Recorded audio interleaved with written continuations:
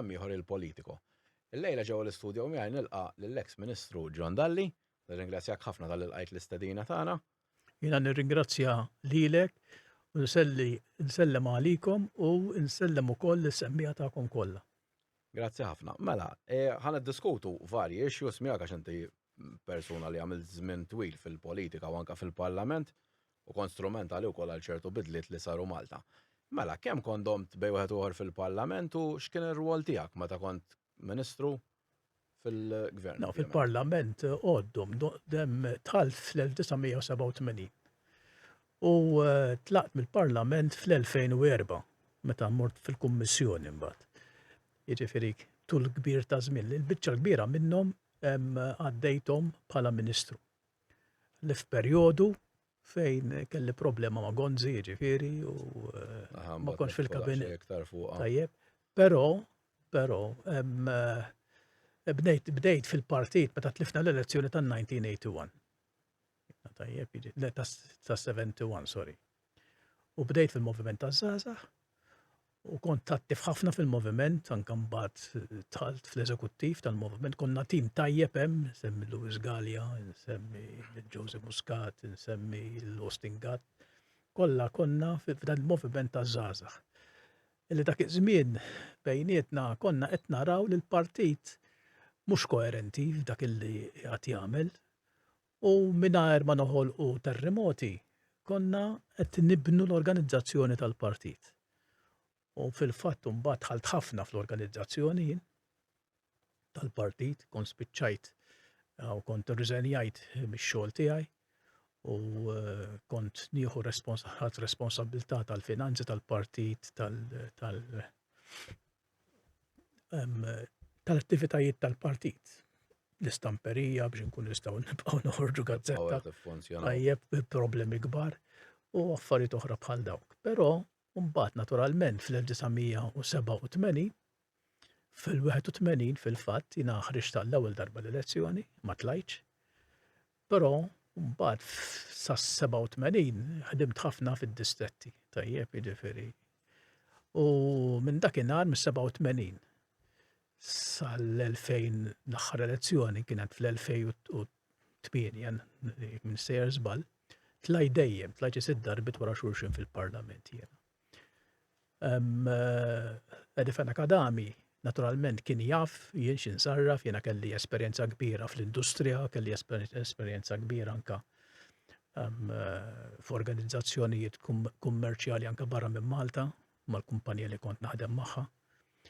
U fil-fatt meta dħalt fil-organizzazzjoni tal-kampanja, l-ewwel kampanja elettorali li kienet dik tal-1981, tajjeb, anke kont ktibt pamflet fuq il-futur ekonomiku ta' Malta x'għandu jkun, tajjeb dakinhar, li kien milquh tajjeb minn Edi. U meta tlajna fil-gvern fis-87 jiena għamilni speċi Junior Minister tal-Industrija wara sentejn Ministru tal-Ekonomija.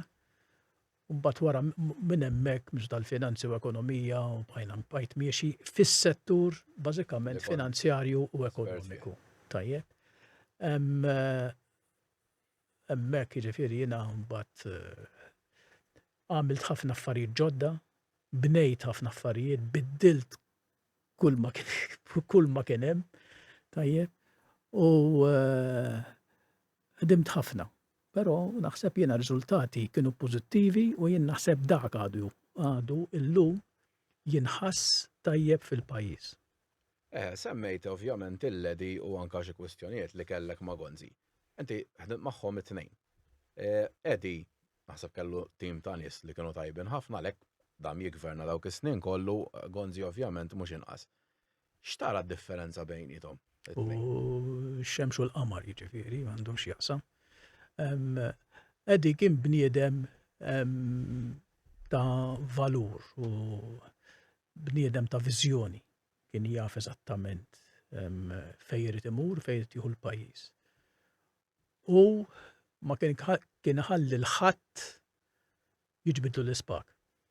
He was his own man. U jiena ma' Edi kont naħdem tajjeb ħafna. Tajjeb, jiġifieri fis-sens li kont niddiskuti miegħu xi issues u x'kont qed nagħmel u ma nagħmilx. Kif kien ikollu problemi anka fil-pajjiż jiġifieri, kien hemm problemi fil-pajjiż anke jekk mhux fit-taħt il-kasseru tiegħi kien iċempilli, kien jgħidli John għandna dik il-problemi l-iktar meta jittrattaw il-unions tajjeb. U kont ngħidlu ħalli f'idejja jien tajjeb. Imbagħad naturalment kont naħdem jiena kelli relazzjoni tajba ma' kulħadd tajjeb fis-sens li dejjem provajt nifhem x'inhi l-problemi u nipprova nsib soluzzjonijiet għal kulħadd tajjeb. Tifhem ma jistax ikun inti taqbad jekk għandek xi ħadd xi tajt ma' xi ħadd tipprova tkissru u taqsamlu rasu tajjeb. U fil-fatt kont nimxi tajjeb nal-Ġan Workers Union għalkemm kienet pro-Labor u meta konna fil-gvern aħna kienu ħafna minnhom jippruvaw fibdi jagħmlu pratem fir-roti. Imma konna naslu bil-mod il-mod. U fil-fatt kont nasal magħhom kont nċempillu l-ledi kont ngħidlu hemmhekk solvuta l-problema hekk u hekk. Tajjeb. Jena darba gerger miegħi Edi, għalli Marija Sant tisma' għalli int qatt ma tgħidli xi tkun qed tagħmel. Għatlu ħanajdlek hi, għatlu inti avukat, u jien binix, jien accountant tajjeb. Jekk noqgħod ngħidlek x'jien nagħmel jiena tibda tgħidli le mhux hekk imma tkun prattiku tajjeb, jiġifieri, però qatt ma għamilt xejn jiena li ġibt il xi ħadd fl-inkwiet. Tajjeb assolutament. Fil-soluzzjoni dejjem sibtu. Però, jiġifieri, imma gonzi differenti huma gonzi. Tiftakru kif sar Prim Ministru da? L-ewwel ħaġa li għamel kien li inventaw każ ta' korruzzjoni kontrija. Tajjeb, kien hemm xi ħadd illi kienet jipprova jieħu xi tender u qal li jiena kont involut biex ma joħodix bla bla bla bla bla. Da kellhom rapport minn xi ħadd illi kien x'ismu kien jgħid illi huwa investigatur u qatt ma kien investigatur imma insomma. U għamel rapport. U kont irċevih dar-rapport. Fuq dar-rapport kien ikellimni li għax ma nisjax sa ikolli Ministru taħt investigazzjoni, jien ngħidu ma jiena ma naf bl-ebda investigazzjoni, x'investigazzjoni jiedi. U fl-aħħar ir-reżen jgħid, għantlu fimni, jiena hekk ma nistgħux inkomplu għaddejjin, tajjeb jiġifieri u tlaqt minn hemm. Da kif tlaqt jiena dar-rapport taħt il-pulizija. L-intenzjoni ta' Gonzi kien li jitfan il-ħabs, jiġifieri. U il-pulizija bdew jinterrogaw lil da u sabu li f'dan rapport kien hemm tant affarijiet ma jagħmlu sens li finalment da kellu jammetti li kollu fals dar-rapport, tajjeb. Fil-fatt il-da kienu tellaw il-qorti fuq falsitajiet u għal sentej ħabs. Tajjeb. Però Gonzi li dak kien xi xahrejn wara li jiena kont ma jagħtlix lura l-kabinet, tajjeb. Alla vorjak li jgħid ismek. Issa jiena kont wieħed mill-iktar ministri jiġifieri x'ismu fil-kabinet. Imma le ma jagħtlix lura l-kabinet, ma ridniex madwar dik il-mejda. Imma insomma jiena jagħmlu. U jiġifieri bqajna sejrin, ġib skuża wara l-oħra, u mbagħad waslet l-elezzjoni ta' 2008, tajjeb. U jiena għatlu isma' jiena dan l-affarijiet jiena daw iridu joħorġu fil-beraħ l-affarijiet. Tajjeb jiena għax jiena dejjem inżomm fija l-partit ma rridx nagħmel ħsara u dan l-affarijiet l-oħra. Fl-aħħar da kien jaf li fl-elezzjoni mhux sejjer tajjeb. Okay? Ta' 2008 u all right. U għamilna konna press conference fl-imkien. Jiena fejda stqar li jiena m'hemmx qatt ma kien hemm xejn ħażin, dejjem hemm xejn tajjeb. U daw l-affarijiet kollha. Jiena l-lavorja jiġifieri saret l-inġustizzja kbira miegħi, però jiena għal-ġitt tal-partit, kont qed nara l-partit sejjer ħażin. U ddeċidejt li nerġa' nikkontesta l-elezzjoni għal 2008. U nikkontesta fuq taslima fejn jiena qatt ma jiena dejjem bħal ormi saborm la wasalt nikkontesta jien imma taslima qatt. U fil-fatt kellu taslima. Imma taslima jiena kont qed nara li kien hemm telf ta' gelgul ta' voti tal-partit. Kien hemm dissatisfaction kbira. U fil-fatt bdejt inlaqqaħħom in-nisa taslima jien. Tajjeb. Ħafna ħin. U kienu jiġu. U kont ngħidulhom għajdu li x'inhu u litanija ta' complaints. Jiena kont inqum fl-aħħar, kont ngħidulhom ma daħi lilkom għamlulkom das kemm għamlu lili. Tajjeb, u kien jieqaf kulħadd jitkellem. U jien naħseb bekk irbaħna ftit voti, tajjeb, illi bieħ dak l-1300 vot l-irbaħna l-elezzjoni bieħ dak il-ħar. Kull vot fil-elettoralment kien jott. Tajjeb, bekk irbaħna dawk il-voti l-ura illi kellna bżonn dak iżbiet. Iva kelli ħafna tgergir mill-qrija ma jien tajjeb għax kulħadd jgħid li għax issa lilna tlaqtna biex toqgħod taħdem hemmhekk. Imma jiena l-partit kelli bil-fors nagħmel hekk. Jiġifieri. U arġajt tlajt imma anke hemmhekk tajjeb. Jiġifieri da rebbaħthom l-elezzjoni u kollox. Gonzi, għalli ċempilli, laqqas ta' miegħi. ċempilli għalli isma' għalli Ġon, għalli inti għalli jisset nifformaw il-kabinet, għalli inti għalli taċċetta pożizzjoni fit-turizmu. Tlu x'inhu pożizzjonijiet fit-turizmu. Tlu ma jnaħan għamel 5 snin imbus il-beauty squeeze, dak għatlu jien. Dik l-espressjoni li ħarġet dak il-ħin. Tlu ma tarax. Mbagħad kien bat li l-ħabib tagħna,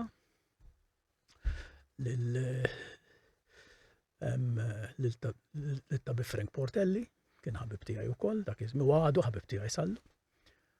U da li ġo għalli ma xi trid. Għatlu xi rrid, għatlu min qatlab xi ħaġa. Għatlu jiena qatt ma tlab xejn. Għatlu ma rrid xejn. Mbagħad kien ċempel lura Gonzi għalli ħallintik il-Ministeru tas-Social Services. Issa dak il-Ministeru tas-Social Services taf x'kien dakinhar kien nofs il-budget ta' Malta. Tajjeb għax kien fih l-isptarijiet, l-anzjani, il-relazzjonijiet mal-ħaddiema. Tajjeb il-Social Services kollha. Tajjeb jiġifieri xejn. Alla jbirek nofs Ma jena fimni, jena ma ħadġ dik l-azzjoni, ma skużi, ta' ġifiri jena għamil dak il-xol kollu pozizjoni, jena xifem d-pozizjoni, jitfani ċermen ximkien, ġifiri jena da. Tajjeb, imma msomma. Mbagħad fil-Partit Nazzjonalista dakkol, jena kont il-mutur tat-tibdil ekonomiku, jena niftaħar li bnejt l-ekonomija tal-pajjiż. Tajjeb. Dal-pajjiż kien infarrak ekonomikament, tajjeb.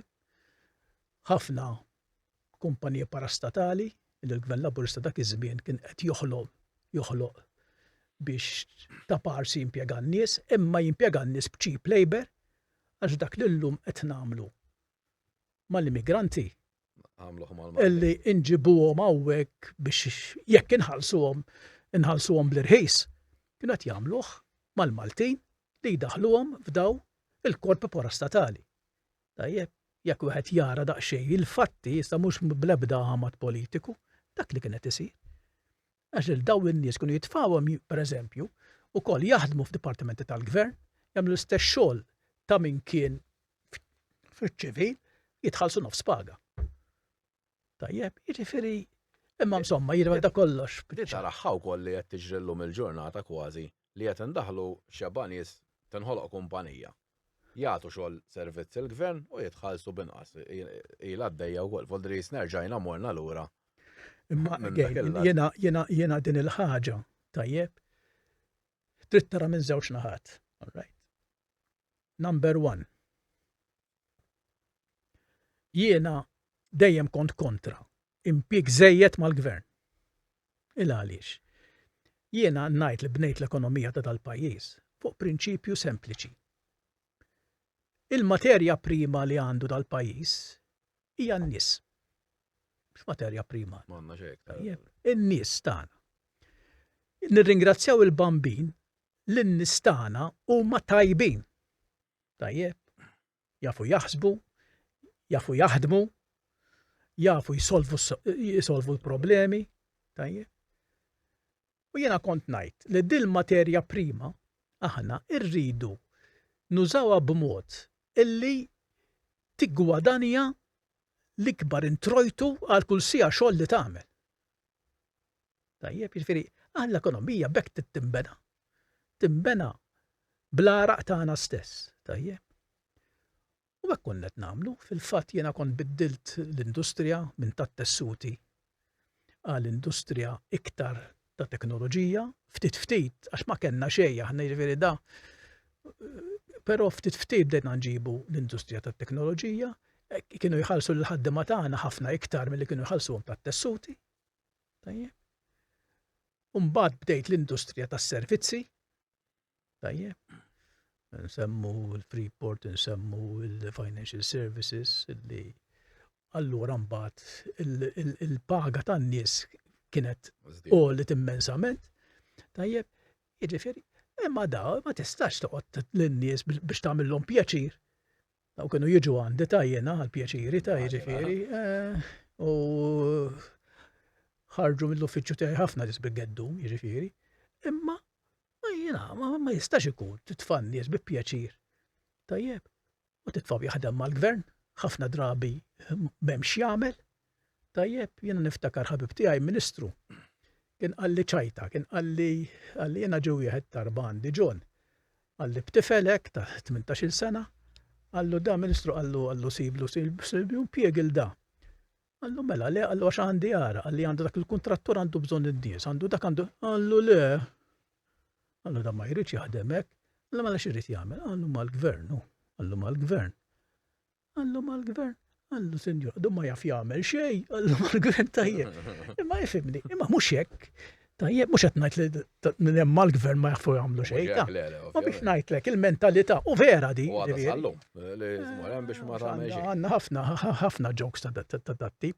Però jiena ma nemminx li għadna noqogħdu nitfgħu in-nies tal-ħafna dipartimenti u Alla ħarġ nibta' nitkellem fuq xawillu, għax titħawwad.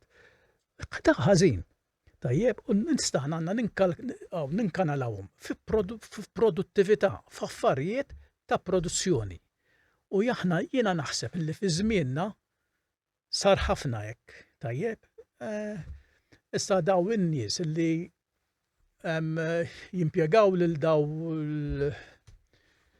tal-pjaċiri ngħidilhom, tajjeb. Lil daw biex jiffurmaw kumpanija biex li kien jagħmel dipartiment tal-gvern jibdew jagħmlu huma. Jiena da qed isir biktar effiċjenza jew le? Ewwel ħaġa tajjeb, jiġifieri jista' jkun qed idaħħal iktar dixxilpina. Tajjeb, all right, jiġifieri dak jista' jkun ukoll. U fuq kemm jitħallsu ma nafx qatt ma tħallt fiha di kemm fil-fatt qed iħallsu jekk hux skuża di bħalma qed jiġri bdal ħafna barra nimsieken illi jħallsuhom bil-5 liri u jiċċarġjaw 13 euros insomma għadix bil-liri euros. Ħafna drabi jekk jiġri anke mal-Maltin. Imma jekk jiġri mal-Maltin qed tagħmel sfruttament. Hija antisoċjali di, sfruttament, tajjeb, li m'għandux isir. Imma insomma, minn qiegħed fuq issa suppost qed jara dawn l-affarijiet u jikkoreġihom ta' jiġifieri ma ħallhomx għaddej. Mela, meta kontu tlajtu fil-gvern fil-1987, inti konsept ovvjament ħerba. Tista' tgħid fl-ekonomija. Fl-ekonomija. U ħadd ieħor sab ħerba f'affarijiet oħra. Inti dak iż-żmien x'kont bdilt biex l-ekonomija tibda timxi, għax kif nafu kienu ħafna kontrolli, li ovvjament kellek tneħħim bad. Ftit, għadix kienet il-bidla, it-triq tal-bidla li kont għamilt. Ħanajdlek. Parti minna, l-menu xkab għanna program siena. Ħanajdlek, nibdew hekk. Dil-ħaġa illi bniedem qed jipprova jaħdem fil-privat. Tajjeb. U ma setax jieħu deċiżjoni hu. Ma setax timxi. Da ma konniex qed noħolqu ġid fil-pajjiż, tajjeb. Jekk tixtri lapes, titmur taħu il-liċenzja mant il-gvern. Jekk irid nixtri jekk tiġġib riżmi karti, titmur, mux qed ngħid jiena il-ġojjelli ta' jiġifieri daw. Daw l-affarijiet basic, so. basic. Il-ħaxix, il-frott kien jixtieħ il-gvern. Mbagħad kien jixtri, tajjeb, inti ma tiftakarx għadek żgħir, tajjeb, imma jien niftakar. Tajjeb, x'kien jidħol fis-swieq Maltin, tajjeb dak iż-żmien bil-bulk buying. Jiġifieri da kollox spiċċa. Fis-sens jiena bdejt ngħid le. Tajjeb. Il-liċenzji spiċċaw għax ħanajdlek sieħ bi ħaġa oħra. Il-liċenzji korruzzjoni. Mhux hekk. Tajjeb. Ħadha mill-le. Jiġifieri jingħata le liċenzji jinqataw, m'hemmx liċenzji iktar, min irid iġib xi ħaġa. Issa hekk hemm bżonn illi tikkontrolla fuq is-saħħa, tikkontrolla fuq affarijiet oħra, tikkontrolla. Imma mhux kull ħaġa li rrid nagħmel business fiha jiena irrid permess ta' xi ħadd. Tajjeb, jiġifieri dak tajtu kollu. Tajna l-exchange control. Reġa' dieħ l-exchange control taħt forma oħra issa għandna l-famuża FIAU, tajjeb. Però tajnija wkoll. Tajjeb. Il-kontrolli. It-taxxa bdejna nirreleasjaw daqsxejn. Tajjeb, l-income tax baxxejnija. Tajjeb, ta' 65% spiċċat. Forsi minnu għadu żgħir daw qas jafhom daw l-affarijiet. Li kien hawn it-taxxa 65%. 65%, tajjeb. Il-taxxa fuq il-wirt neħħejnieh. Tajjeb.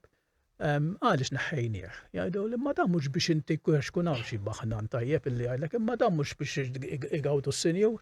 Kemm minn żball ħabib. Tajjeb. Is-senjur kien jorganizza kollox qabel imut, tajjeb, biex imut f'qejr. U bit-taxxa ta' suċċessjoni ma kienx jinqabad. Taf min kien jinqabad? L-imsieken kienu jiġu l-uffiċċju tiegħi għax jiena minn dik l-esperjenza u jiġina bl-esperjenza. Tajjeb, kien jiġu l-uffiċċju tiegħi jibku il-romol, tajjeb, irġilu nisa. Illa għaliex dawn ma jistgħux jiċċaqalqu dan l-affarijiet wara li miżewġhom u daw l-affarijiet kollha. Tajjeb, jiena dik rid tinneħħi. Daw kienu jinqabdu bis-suċċessjoni. All right, mela s-senjur. Is-senjur kien jorganizza ruħu qabel. Jiġifieri daw bdejna nidħlu aħna. Tajjeb fit-tassazzjoni. Naqqas irranġajna ħafna mit-tassazzjoni u bdejt nagħmilha b'mod tax source pereżempju, jekk inti għandek il-flus il-bank. Tajjeb, fl-interessi ma teħilx bil-35%, teħel bil-15%, tajjeb. U bdejna mixjin hekk. Jien naħseb l-affarijiet bdew mixjin. Issa ma kinux perfetti dak iż-żmien. U jiena dejjem ngħid il-problema hi illi mbagħad wara ftit ħadd ma jkompli jirrevedi u jara l-affarijiet u jirrenġhom. Tajjeb għax l-affarijiet iridu jirrenġaw ruħhom matul is-snin, jiġifieri li għamilt jien qed ngħid ta' 40 sen ilu. Tajjeb, imma f'40 sen ilu jrid ikun hemm ħafna aġġornamenti tagħhom. Però jiena naħseb illi bekk in-nies bdew jieħdu n-nifs, il-business beda miexi, il-flus bdew jaqalaw il-flus, it-taxxi bdew jitħallsu, kemm għax kienu qed jagħmlu profitt u kemm għax qed jitħallsu, tajjeb. Anke biex jitħallsu t-taxxi jiena kont waqqaf dipartiment tat-tapposta, tajjeb, Revenue Services. All right, jiġifieri kien hemm min ċertu settur mhux nagħtu insemmi tas-soċjetà Maltija kienu jiddikjaraw liri Maltin dak iż-żmien 5,000 lira tajjeb fis-sena li kienu jaqalaw flus. Kif bdejna mhux bdejt jiena ma kontx nidħol f'dawn l-affarijiet u mbagħad kont nħallef x'idejhom, ma kif kienu qed jaħdmu fuq l-affarijiet. Spiċċaw jibdew jiddikjaraw 150,000 differenza. Ma daw il-differenza x'inhi? Da ma kontx indaħħalhom fil-butjera jew xi ħadd. Dew kienu jislu fil-Kaxxa ta' Malta, mill-Kaxxa ta' Malta kienu jmorru għas-servizzi soċjali. Investimenti, ovvjament. Investimenti u affarijiet oħra bħal daw. Jiġifieri imbidlet, biddilna Malta dak iż-żmien, tajjeb. Barra li kont neħħejt ħafna kif għattiġa naħseb jiena, għalat ħafna kumpani, kellna xi 200 kumpanija parastatali. 200. Tajjeb, u min jixtri hekk, u min jaħdem hekk, u żbarazzajnihom. Tibqa' però ukoll infakkar inti u ovvjament in-nies uħut minnhom ma tantx iħobbuha li daħħalt il-liġi tal-VAT tas-stazzjoni. Għalfejn taħseb li kienet bżonn juża però l-VAT? Minn il-VAT ta' mad-dinja kollha tista' tgħid voldri xi ħaġa taxxa fuq il-konsum. Skużi. Il-VAT mhux bżonn juża, kienet neċessarja, vitali biex nidħlu fl-Ewropa. Mingħajr VAT ma stajniex nidħlu fl-Ewropa għax dik hija s-sistema ta' tassazzjoni fl-Ewropa u aħna ridna nikkonformaw mal-sistema ta' tassazzjoni indiretta li kien hemm fl-Ewropa. U kienet il-VAT. Allora dik riedet tidħol bil-fors, ma kif daħħalniha. Għajdu li għana daħħalniha bis-sens u bħafna feeling soċjali illi, per eżempju, fuq l-edukazzjoni u fuq is-saħħa, kemm ħallasna vet? 0. U anka l-ikel. Fuq l-ikel, kemm ħallasna vet? 0. Tajjeb, fuq affarijiet oħra, iva, iddeċiedi se tixtri, ikkontrolla inti x'taxxa se tħallas il-VAT, però rridu ngħidu wkoll ta' illi neħħejna l-VAT, illi daħħalna l-VAT u neħħejna d-dazzi.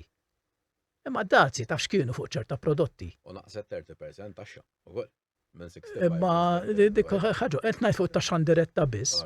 Neħħejna d-dazzi. Id-dazzi kont tħallas xi kultant aħna anka 60% tal-prodott li timporta. Tajjeb, jiġifieri. Meta tiżen. Le, fimni, l-ewwel net ma kienx xi ħaġa illi bata l-poplu biha. Ngħiduha kif inhi. Issa kienx hemm abbużi, ikun hemm abbużi tajjeb, għax minn kellu l-prodotti fil-xismu fil-stores.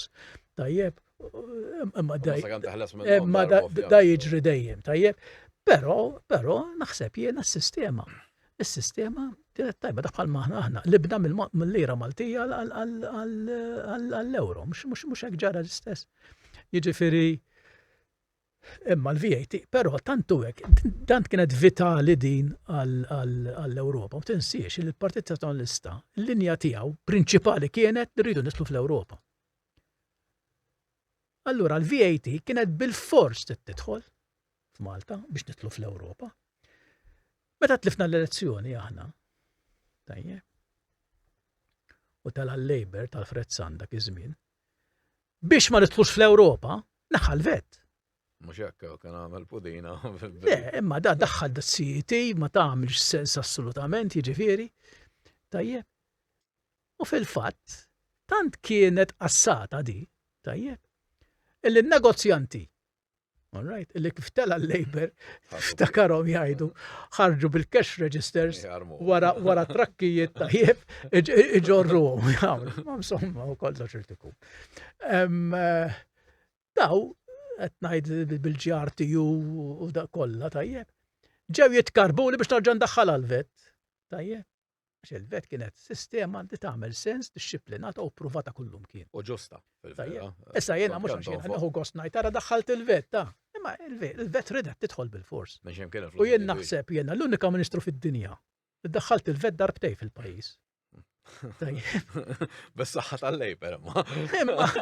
Imma xi kultant tal-Guinness Book of Records jien biex isemmu hemmhekk.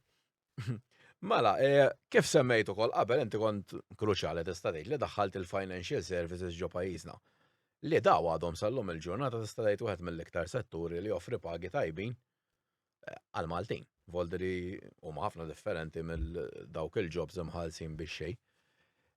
Inti voldiri illum il-ġurnata kemm taħseb li dan is-settur ħalla flus ġo l-ekonomija Maltija u kemm għamilna proġetti ħabba dan is-settur? Ara ħanajdlek jiena bnejtu jien il-financial services, jiena jekk ħad nista' ma qed niftaħar xi ftit, imma jien naħseb yes about time li nibdew ngħidu l-affarijiet kif huma. Jiena bnejtu jiena tajjeb il-financial services blajnuna enormi ta' Joe Bannister.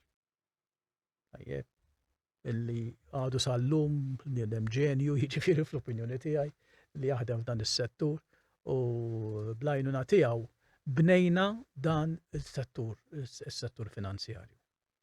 Ħallas da il-mara li kemm għamlu miljuni ħafna minnhom. Avukati, accountants u dawn l-affarijiet. U nies li kienu fil-politika kemm ġraw mbagħad tajjeb Għadhom sal-lum. Kemm iż-żewġ naħat ta' jiġifieri qed ngħid. Nista' ngħidlek jiena qatt ma kellix naqsam ma' ebda kumpanija li kienet taħdem fil-financial services u għadd apposta. Tajjeb, qatt. Issa kienu jiġu jgħidu tina le xejn, okej? Issa jien għamilt il-liġijiet, issa daw il-liġijiet ukoll daw kienet fin-1995-96, tajjeb, irridu jiġu riveduti. Mhux jekk għax kemm għadda. U m'hemm ħadd minnu ma qiegħed jagħti każ u biex jirreveduhom taf kif meta jmur xi accountant jgħidlu isma' milli pjaċir dik il-klawżola li ddaħħal li daqsxejn ħalli jiena nkun nista' naqdi lil dal-klijent. Dak ħażin. Kemm kelli minnhom daw jiena nagħmel il-liġi? Minn dal-kumpaniji tal-awditjar kbar kulħadd ġej għandi biddel hekk u ngħidulhom le jiena din hija tant hija xi ħaġa organika tajba. U tant kienet organika di, tant kienet tajba l-liġijiet tal-financial service li għamilt jiena. Li dak li attakki kbar jiena mill-Ingilterra, mill-Italja, minn Franza, mill-Istati Uniti. Tajjeb. U kont nitla' jiena nkellimhom. Tajjeb. U mill-Ewropa dak iż-żmien mill-Commission tal-Ewropa. U għaxek tagħmel. U kont nispjegalhom mhux se noqgħod nidħol fid-dettalji jien li mhux kif qed jgħidu. Tajjeb aħna kellna il-Gvern Ingliż, tajjeb, kien għamlilna liġi ta' taxxa f'Malta. U ħansemmiha di ta' hemm bżonn jibdew jifhmuha din ta' xebbawni kulħadd jafeċ, tajjeb. Illi fiha kienu qalu corporation tax f'Malta tismaħu għal-kelma corporation tax kemm tismawha. Għallunna corporation tax ma' zero, m'hemmx corporation tax Malta. Tajjeb. Jiena bnejt fuq dik, tajjeb. Il-għaliex. Il-corporation tax hija taxxa mitlufa. Darba kumpanija tagħmel profit, tħallas corporation tax, tkun kemm tkun 1%, 10%, 15%, kemm fejn tkun. Tikun bad daqshekk. Tħallset u spiċċat. Ħarġet. Aħna ma nħallsux corporation tax. U meta nisma' li l-gvern jagħmel programm elettorali u jgħid li se jnaqqas il-corporation tax għal 15%, mhux laqleb nibda r-rott biena. Ma minn zero tista' tnaqqasha 15%. Meta nisma' lil tal-small business ftit ilu jissuġġerixxu lill-gvern biex fil-budget illi ġej inaqqas il-corporation tax għal 20%, imma da ġen, zero ħadd naqsu għal 20%. Ġeħ il-bambin, m'hemmx corporation tax f'Malta. All right. Mbagħad tiġi mezzola tajjeb tgħidilna le tridu ddaħħlu l-corporation tax tal-15% għalfejn biex noġbu lill-Ewropa. Għax daw iridu li kulħadd ikollu 15% corporation tax. Jiena ngħid le m'għandniex indaħħlu l-corporation tax. Tajjeb. U jekk indaħħlu l-corporation tax, is-financial services inkunu qed nirvinawhom. U hemm ċansi u pajjiżna ovvjament. Inkunu qegħdin nirvinawhom. Tajjeb. Jiġifieri aħna it-35% li jħallsu l-kumpaniji mhix corporation tax, hija income tax. Xiġifieri, il-kumpanija qed tħallas għan-nom tax-shareholder. Tajjeb. U hija tax in advance. Jiġifieri fil-kotba tat-taxxa dik mhix taxxa received. Dik taxxa imħallsa bil-qudiem. Tifhmu din? Ħbib tiegħi anka illi qed tagħtu ħafna pariri bħala esperti f'das-settur. Qed tagħtu pariri ħażin. Tajjeb, il-corporation tax ma teżistix f'Malta. Daqqas jafu x'inhu ma jdoqqas. Le, laqqas ħafna accountants li għandna jiġru mas-saqajn. Le. Min jgħid taħallsu 5%. Xejn, 5% ħaġa oħra. Ma dik dejjem income tax qed nitkellmu aħna. Qatt ma nitkellmu għax qed ngħidlek corporation tax tħallasha darba u spiċċat. Imma jiena kif il-kumpanija jiena nġibilhom eżempju. Id-dispjaċini qed indum imma dawn l-affarijiet ta' importanza kbira, tifhem? Inġibil eżempju. Pensjonat. Investa somma żgħira fil-Bank of Valletta, pereżempju. Tajjeb, jew fl-HSBC, jew f'kulunkwe bank ieħor. Jew f'kulunkwe kumpanija oħra. Dal-Bank of Valletta fl-aħħar tas-sena joħroġ id-dividend. Tajjeb. Ngħidu aħna, joħroġ lu dividend 1000. Meta jibatlu id-dividend lil dal-pensjonant, ma jabatlux 1000, jibatlu 650. Għax qatalu 35%. Tajjeb. U jibatlu karta jgħidlu għara hi, inti id-dħul tiegħek huwa 1000.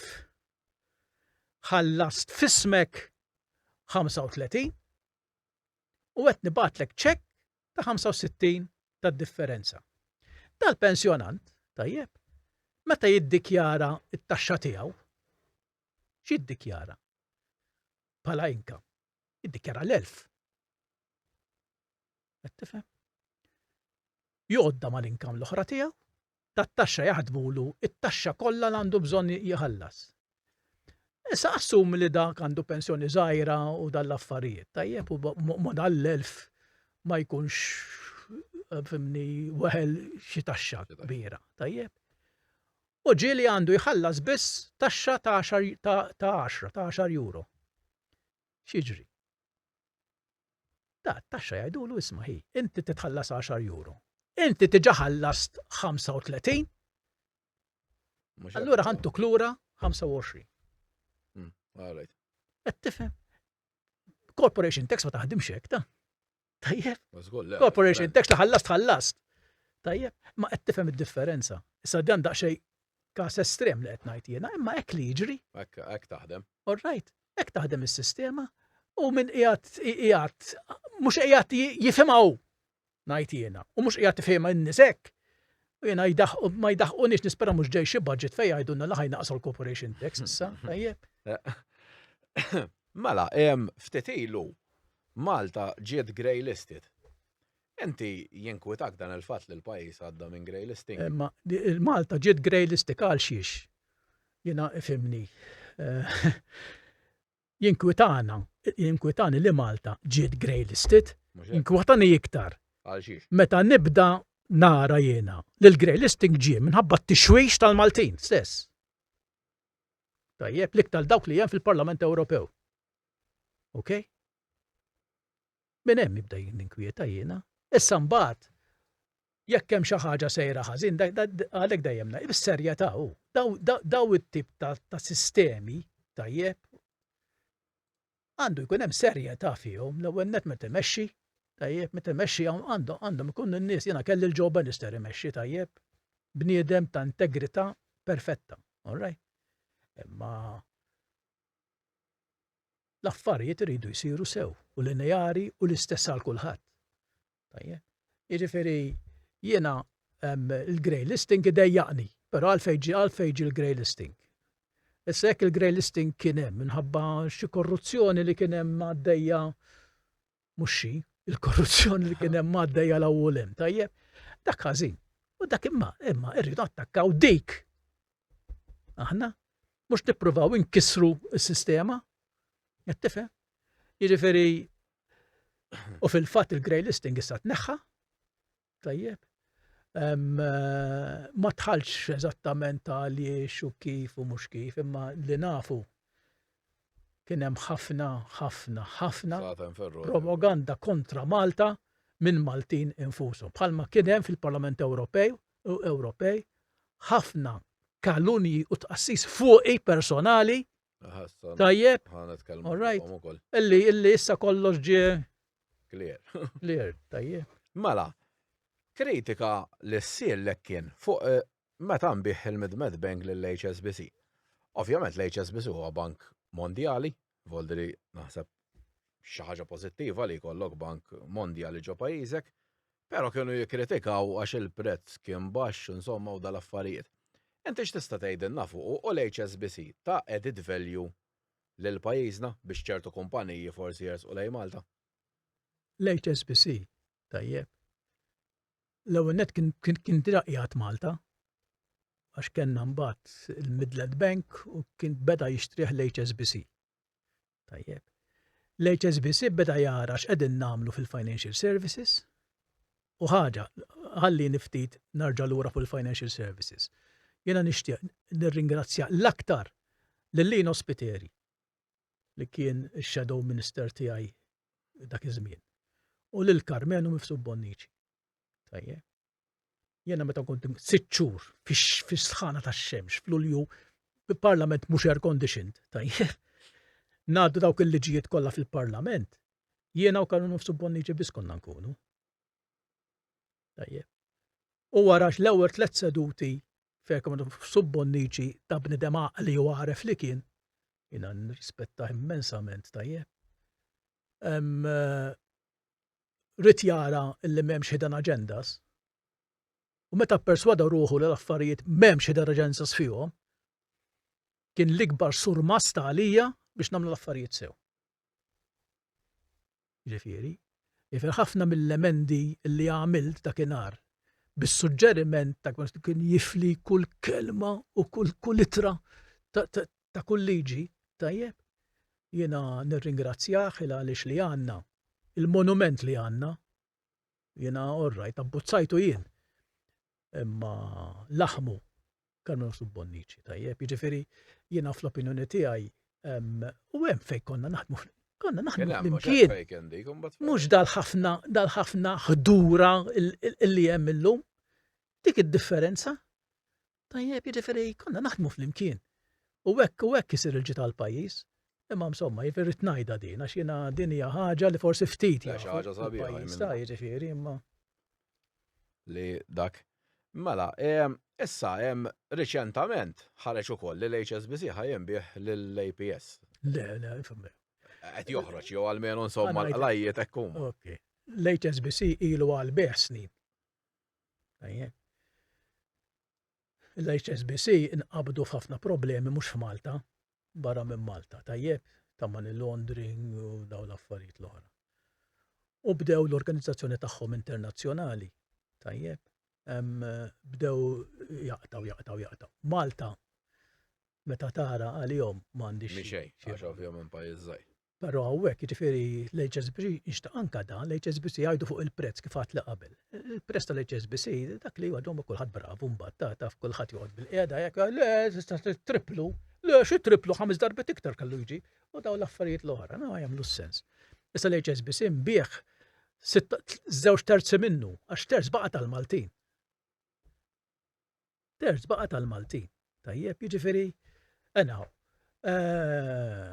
u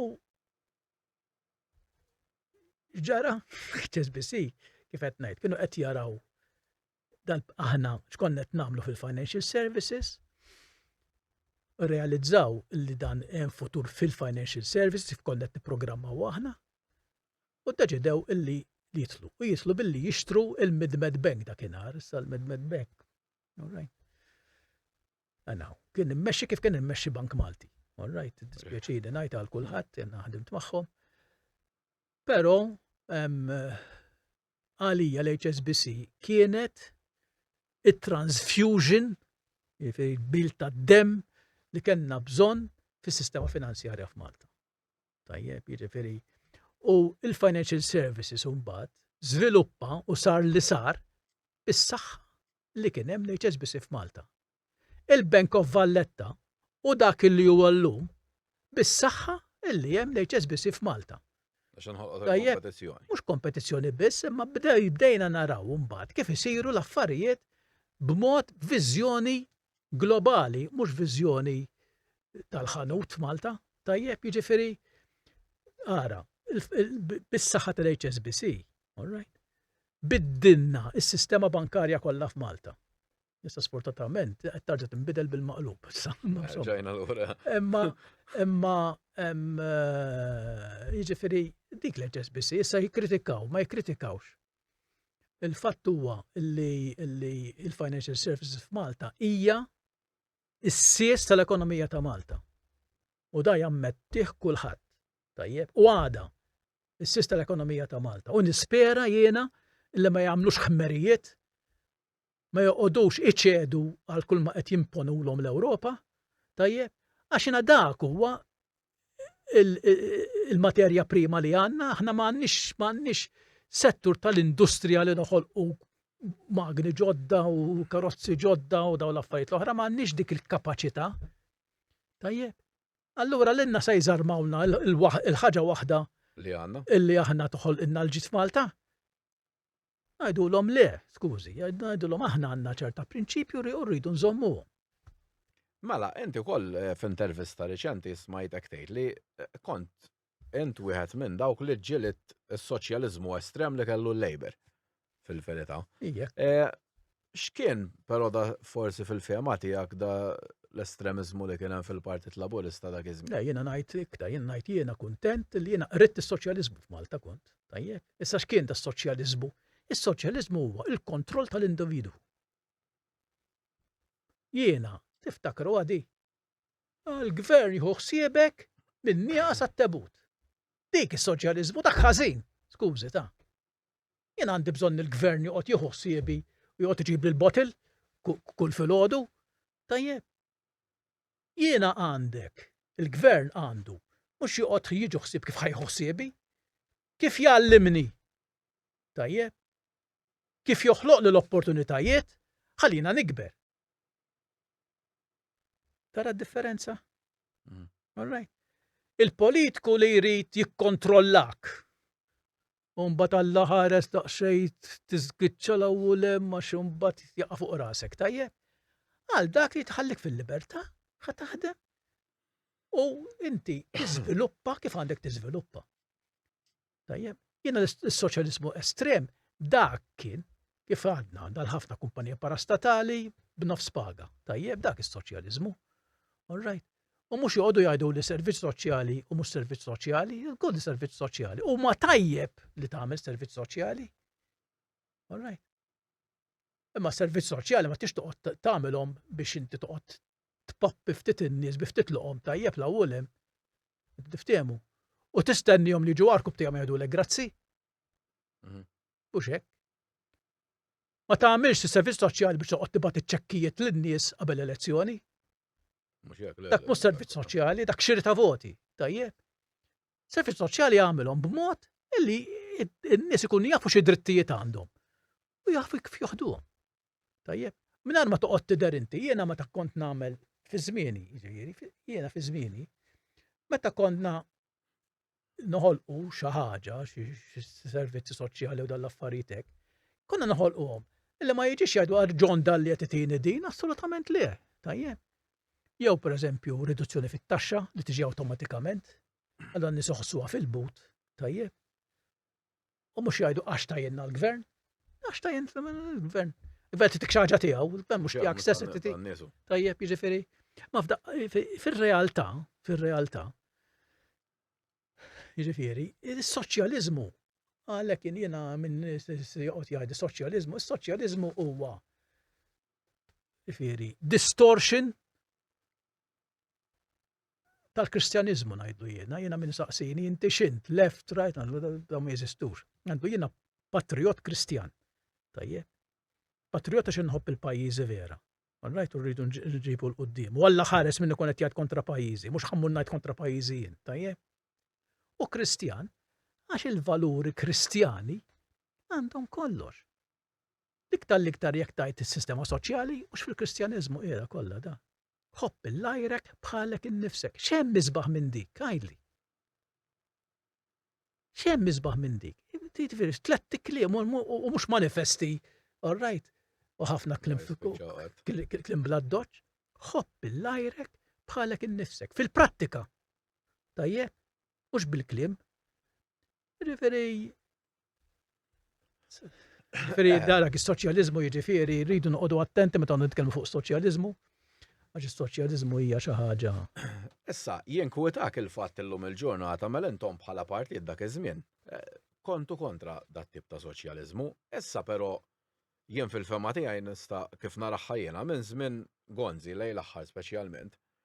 Il-partit kien raġisu qabad dik it-triq nagħtu hekk nagħmlu hekk u kulħadd jridu kulħadd ugwali li ovvjament huwa forma ta' soċjaliżmu. Erġajna nippruvaw nagħtu dak b'xejn u dak b'xejn l-affarijiet l-oħra b'xejn. Tinkwieta li fil-Partit Nazzjonalista kważi llum min jgħid li huwa kontra s-soċjaliżmu kien esponenti dal-aħħar ukoll fil-konferenza ġenerali jiftaħru li huma soċjalisti. Mhux hekk. Jien kwitak dal-fatt anka ħabba li daw ilhom jitilfu 12 sena 13 selezzjoni waħda wara l-oħra. Tista' tgħid b'rekord ta' voti ħalli fl-aħħar waħda. Voldri jekk m'hemmx partit ieħor li jiġġieled din l-idea llum. X'ħaj jiġri mill-Partit Nazzjonalista u anke Malta. Ma però Aħħar mill-aħħar. di mhux kwistjoni ta' idejat, fimni. Din hija kwistjoni tal-livell tal-politiku.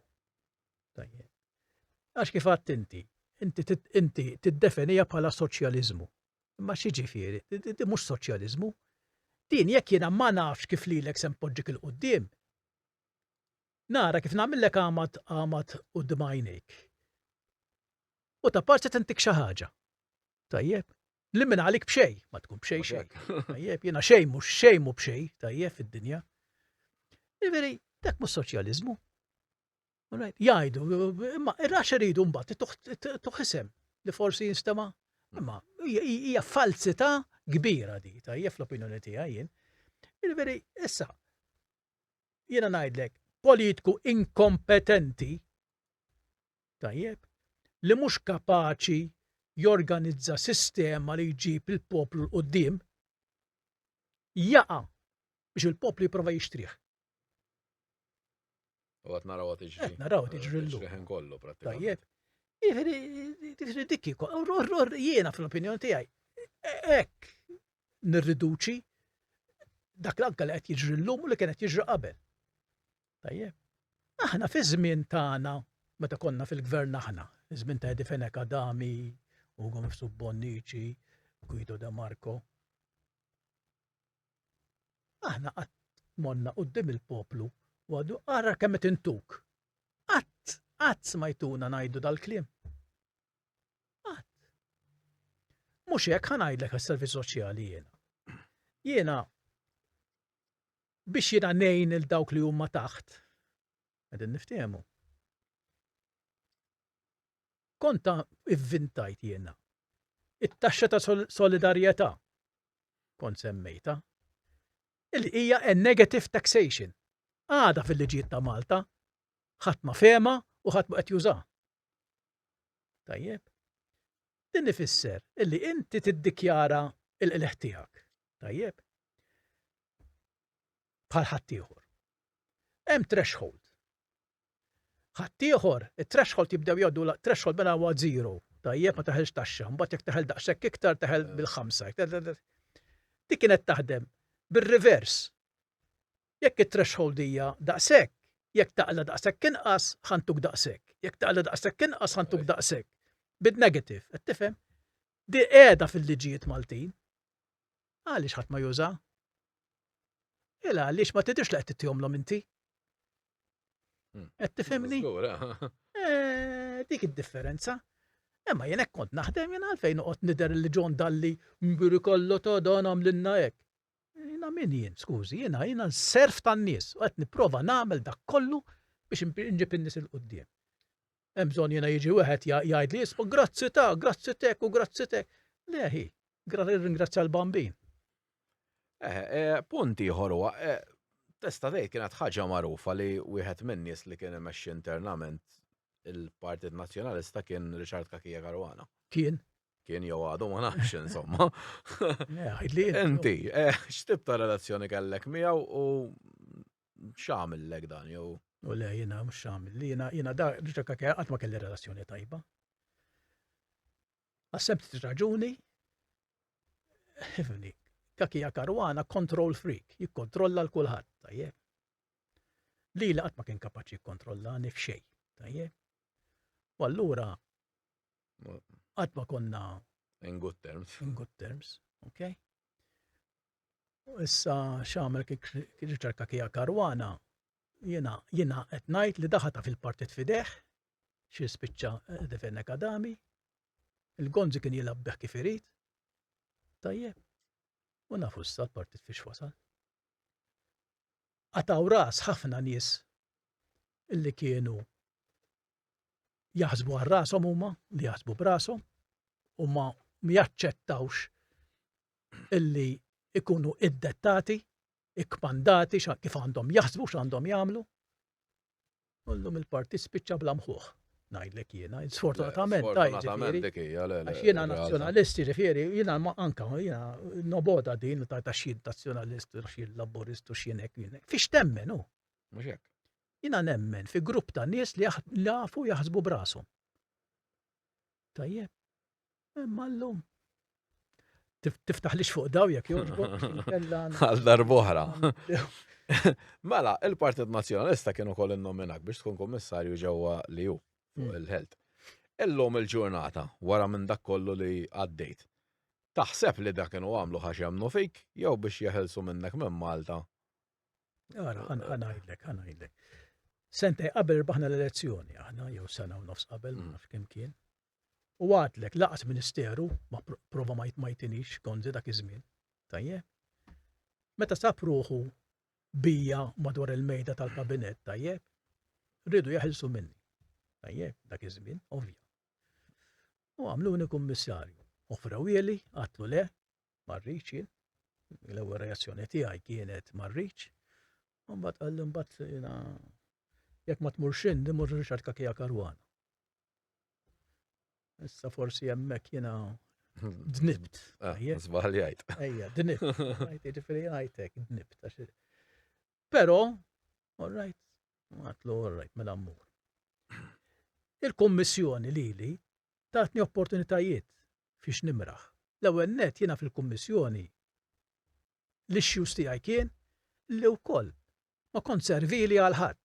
Tajjeb hemmhekk. Arminaw. Fortunatament, arminaw, fis-sens li kulħadd jilaq il-warrani ta' kulħadd, tajjeb. Jien mhux minn daw. Ġifieri, u bekk imbagħad jiena konfliġġiet għamilt kont qed nagħmel il-liġi tat-tabak jien. Tajjeb, Barroso kont qed inkellmu kif kont qed inkellem il-kulħadd, u għalli ġo l-insijadi tat-tabak. Mhux nagħmel. Għatlu ma tarax. Għatlu. U da għatlu qed jgħiduli li 700,000 ruħ fis-sena jmutu bit-tabak. U jiena kummissarju tas-saħħa. Ħanisa tat-tabak. Għatlu ma tarax. Rejna maċ palma għamil ħatti ieħor reċentement, għat immek jemnu tal-lura jiena nagħmel bħalhom. Biex nħu pożizzjonijiet. Għax ku għamiltek jiena ma sarx dil-frodi kontrija, tajjeb. Imma msomma.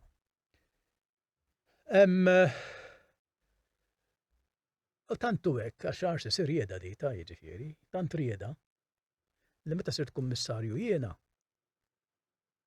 għara diħat ma jsemmija dal-ħafna ta' kollha kontra l-korruzzjoni. Dak kien insista ma' Gonzi u Gonzi ta' jelu li jkollu l-istess paga ta' kummissarju għalla forja baqa' Malta. U ta' jelu hekk nitallas.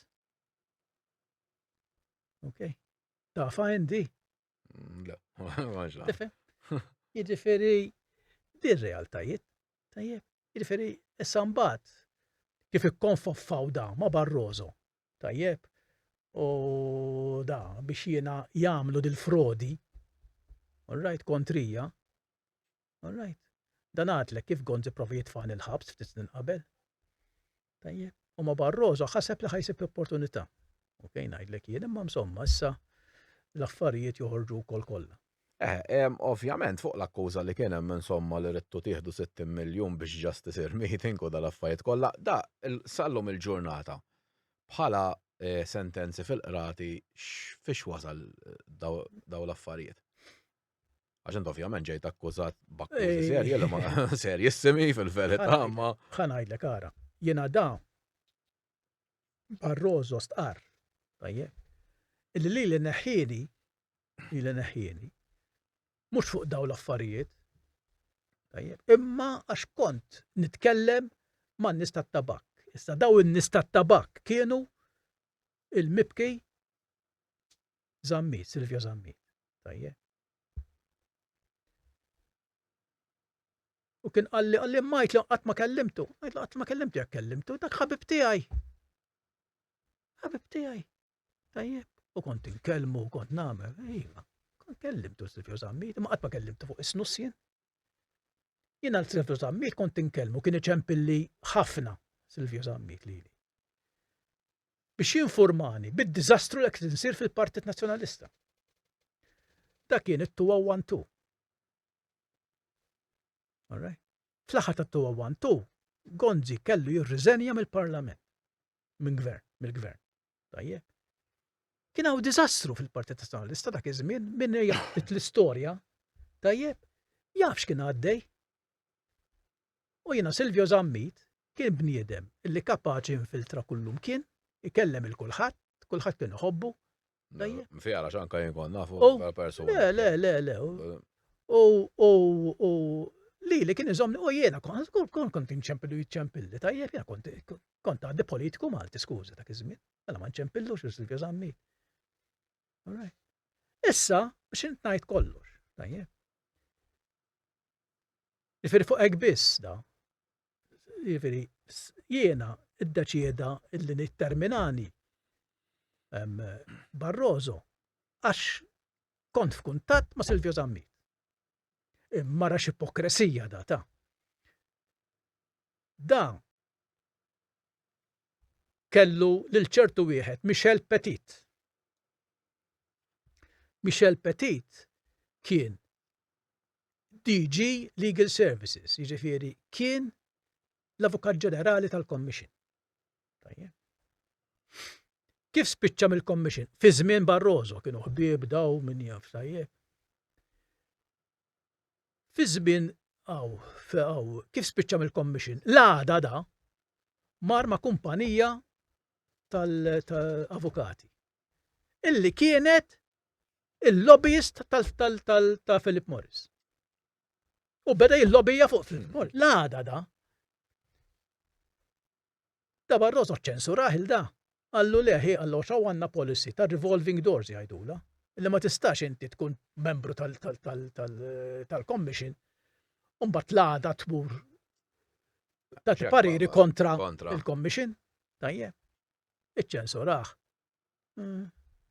Dan għamlu iċ-chairman tal-kumitat li jikkontrolla dil-policy. Temmina din int. Ma tiġru kol reċentament bil-cruise liners, speċi daħlu il-familjari tagħhom. Ma dikax.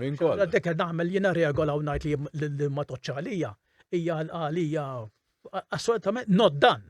Tajjeb, ma nitlux daw l-issa, ma nasab ħajkonna ċans nitlu fihom daw iktar l-qoddim. Imma da jiġifieri, ara daqsxejn jiġifieri, da lil dal-proxmu Michel Petit, tajjeb, għamlu l-kap ta' dik il-ħaġa li hu kiser bl-aktar mod abjett. Qed tifhem? Ma x'jiġifieri? Għax f'dik il-pożizzjoni da Michel Petit. All right. Da kellu aċċess għan-nies kollha fil-commission. Tajjeb, għal Barroso, għal Catherine Day li kienet segretarju ġenerali, għal DG Legal Service li kien dak iż-żmien u kien joqgħod jgħidilhom biex ibidlu dak li kienu qalu qabel fuq it-tabak, tajjeb, jiġifieri kollox. U kien dan Michel Petit li ħadem magħhom il-frodi kontrija. Tajjeb, le, huma ma swidix match, huma qalu l-allegazzjonijiet li tafaw kontrija, illi qatt ma rridu jgħiduli x'kienu, u jina sibx kienu daw taf miexiex mill-investigazzjoni ta' bis-serjetà, mhux bħal mamlu Rizzo tajjeb, bis-serjetà illi għamlu l-Pulizija tal-Belġju. U daw kienu kollha folots l-allegazzjonijiet li għamlu kontrija u ġew pruvati folots mill-Olaf stess. Tajjeb. Jifieri da ara kemm kien ipokrita da Barroso, jiġifieri, assolutament. Jiġifieri da il-ħin kollu għaddej jikkonfoffa ma da. U li għax kont inċempel u ma jafx fuq iex. Daw ma kienux jafu fuq iex qed inċemplu. Kellhom biss il-ħinijiet li ċempilna biss dak kollu. Ħan innega li kont inċempel il-Silvio, li kont inċempel l-Silvio. Kien ħabib tiegħi da. Tajjeb. Imma allura da għamlu r-rapport. Tajjeb, tal-Olaf. U x'sabu fir-rapport? Issa mawdin għax importanti. Daw sabu qalu 3 affarijiet. Aħna jidher li John Dalla qatt ma kellu x'jaqsam għal xi talba tal-flus. Da John da li jrid ikeċċi ġifieri. Qatt ma kellu x'jaqsam illi ebda flus m'għaddew ġifieri ta' 60 miljun illi l-merċenarji fil-medja l-għandna Malta li nkollu jsemmu biex minn għalihom iweblu l-poplu Malti naħaċċi 60 miljun. Tajjeb, hija fit-tisja kollha. All right. Jiġifieri da fir-rapport tal-Olaf hemm miktub ma nafx qarawx daw Mhux hekk. All right. Nista' nimmaġina.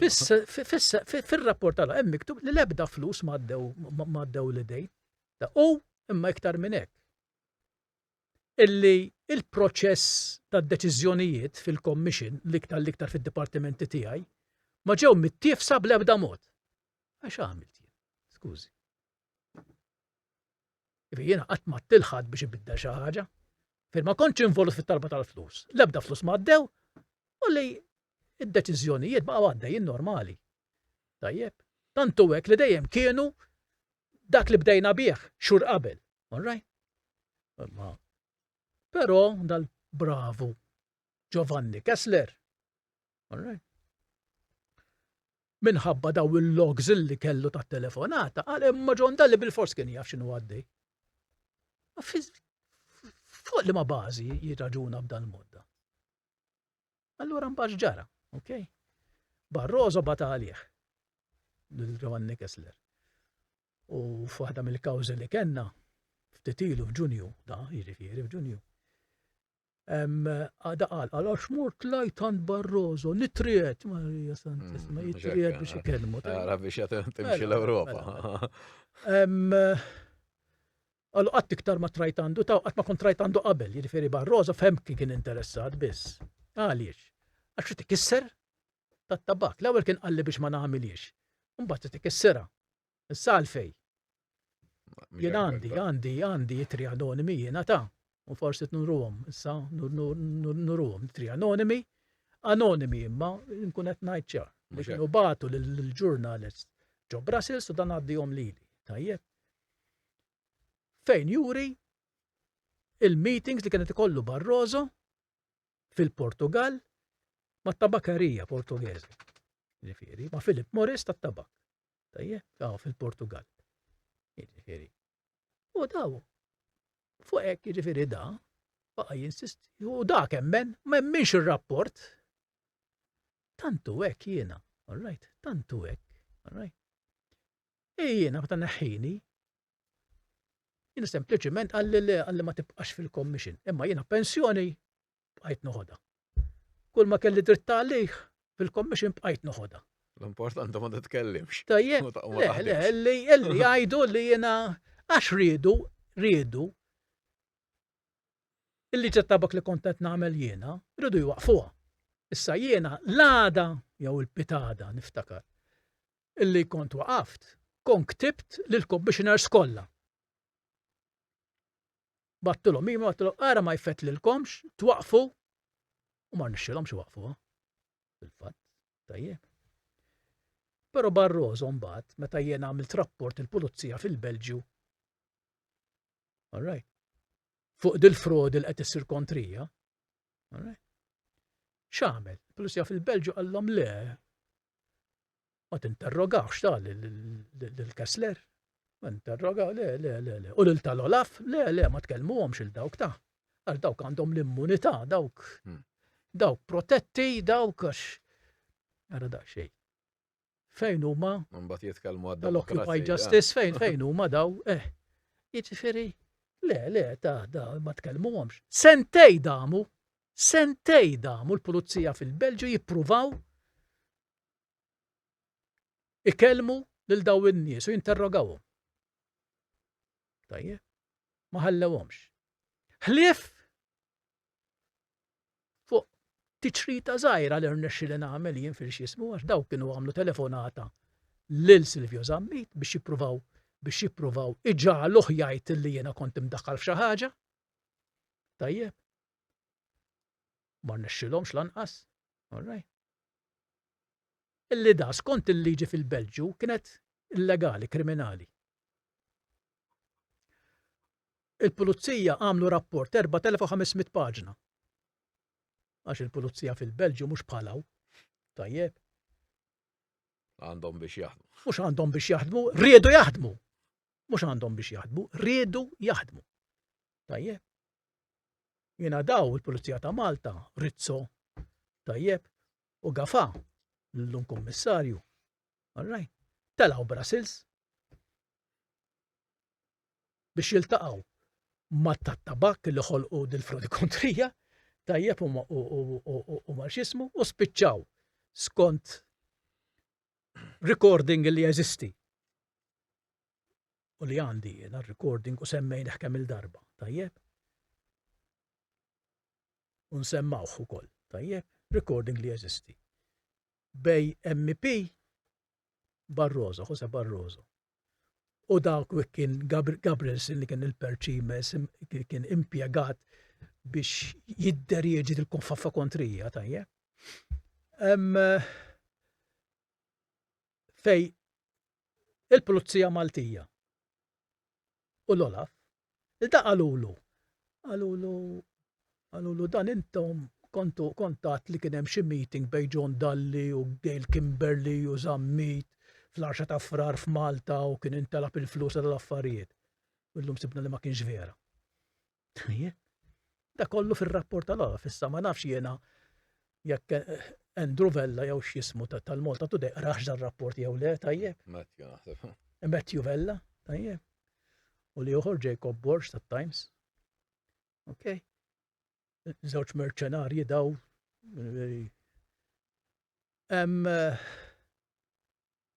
Għallu imma ħanajdlek ta' għallu titkompli tajtek. Għallu dan Gabrielsen titkompli tikdeb. Għax inkella tfixklilna l-investigazzjoni li qed nagħmlu Malta. Dak hu l-każ li hemm Malta llum li beda Gafa. Tajjeb. Il-poplu jkun jaf x'inhu għaddej u minn min u għal xiex. U għal xiex daw nitla issa ħanarġa' nitla nhar jumejn oħra. Okay?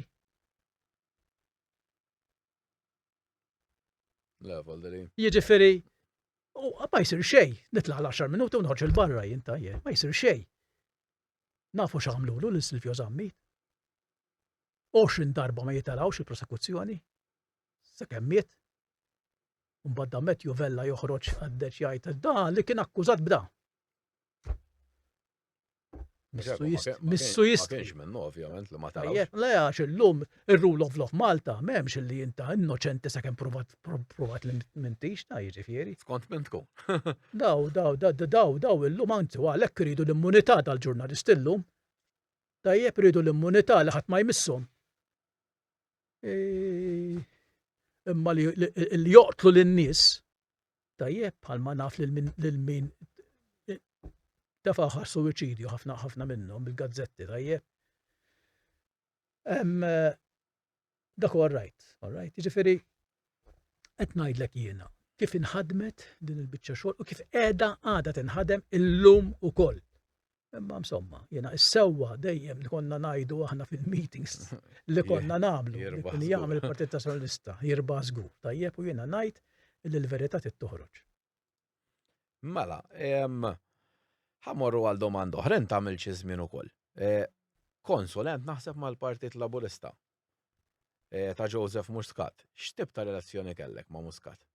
Le, jiena Muscat bħalma kont inkellem lil laburisti, ħafna laburisti oħra. Jena għandi ħafna musta noqgħod insemmihom ħafna ħbib li kienu ministri laburisti, kont nitkellem magħhom u jiena, kont nitkellem ma' kulħadd. Tajjeb. Meta jiena kont ġejt lura għax jiena wara d-diskors ta' kellem ma' Barroso kelli problema kbira, ġifieri ta' xokk enormi, tajjeb tistgħu taħsbu. Kont għamil xi 6 xhur jieda fi klinika il-Ġermanja, privata, tajjeb żgħira, biex niklerja l-affarijiet. U kont insistejt magħhom jien ma rridx mediċini. Toqgħodx tagħtuni kalmanti u mhux kalmanti, jiena kalmanti mmur nieħu l-arja ta' barra. Tajjeb. U insomma, wara ftit żmien jiena ddeċidejt illi niġi Malta. kienet qed issir kienet saret l-elezzjoni dak iż-żmien. Jiena kont bat risposta lil-Rizzo mal-avukat tiegħi, għatlu jiena ġej. F'dak il-ħin kien għadu kummissarju Rizzo. Tajjeb. Għatlu jiena ġej f'dak iż-żmien u ġejt kien għadu kummissarju Rizzo. Naf il-legafa kien ilu jiġri u jgħid għax rridu nkellmuk. Na min jafx qabel x'agreement kellu meta iltaqa' ma' mal-Olaf qabel. Tajjeb. Kellmuni, jiena ġej kellmuni li tridu. Insomma, qatt ma kellmuni. Mbagħad spiċċa wieħed liħor baqa' hemm. Sar Petru Pawl Zammit. Da qal fil-pubbliku li m'hemmx każ kontrija, l-istess illi qal li kien magħhom anke Brussels Michael Kassar. Da baqa' jgħidilhom f'kulħadd. U tantu hekk meta kienu jiltaqgħu biex jiddiskutu kif se jimxu kontrija jien. Da kien isiefer, għas kien ikun magħhom. Tajjeb. Ġifieri Gafa u Rizzo. U da. Bajna. Qatt ma kellmuni, se jgħidulhom Gafa xeba jiġri wara Rizzo biex joħroġ European Arrest Warrant kontrija. Tajjeb. All right. Min jaf x'kien hemm, min jaf l-agreement li kellu ma' Kessler x'kien da. Issa x'ġara in the meantime wara ħafna snin Kessler jiġġieled biex ittikka tiċrita fl-immunità iżomma l-immunità wkoll. Tajjeb. Ma rnexxilux. Il-Pulizija tal-Belġju mhux Gafata, il-Pulizija tal-Belġju tajjeb tellawh il-qorti. Il-qorti ddeċidiet li għandu jmur fil-qorti kriminali u fil-qorti kriminali tawh sentenza ta' sena ħabs. Sospiża. Però qalu għax hawn Malta mbirikalla l-ewwel neddeħbewa kważi ħadd ma jaf biha di tajjeb għaliex għax hawnhekk ara kieku xi ħadd ikun nissen xi ħaġa barra minn Malta kontra John Dalli Madonna front pages kullum kien. Tajjeb. Imma di u qalu di taf fuq biċċa telefonata di. Fuq biċċa telefonata. Tajjeb. Tafx qalli mħallef fuq Kessler. Għallu int giddieb. U responsabbli. Fuq hekk ingħatat is-sentenza, mhux fuq biċċa telefonata. Sinjuri tat-Times u tal-Malta Independent, tajjeb. Da appella minna. F'Ġunju li għadda, tajjeb, tal-appell inqata. Daw tal-appell qalu l-istess ħaġa, però in the meantime da Kessler għallu iva ta' għamil żball. Okay? Mħabba fekk, mela għamil żball mela ħantuk sentenza sospiża. Imma kull kundannem qiegħda. Tajjeb. Il-kundannem qiegħda imma donnu Gafa għadu bandunax. Mela, John, ħanalqu il-programm u nkomplu il-ġimgħa d-dieħla ovvjament. Għandna ħafna x'niddiskutu u fadalla ħafna iktar x'insaqsik. Nirringrazzjak tal-li kont miegħi din il-ġimgħa. Ringrazzja lil. U nerġgħu nintaqgħu hekk Alla jrid il-ġimgħa d-dieħla biex inkomplu. Nispera ma dejjaqtkomx jiena. Għax interessanti ħafna. Għandi ħafna x'insaqsik iktar. Grazzi ħafna. Grazzi ħafna. Nirringrazzjakom tal-li kontu magħna il-lejla nħeġġeġkom biex tkunu magħna l-ġimgħa d-dieħla. Nirringrazzjakom ukoll jiena ta'.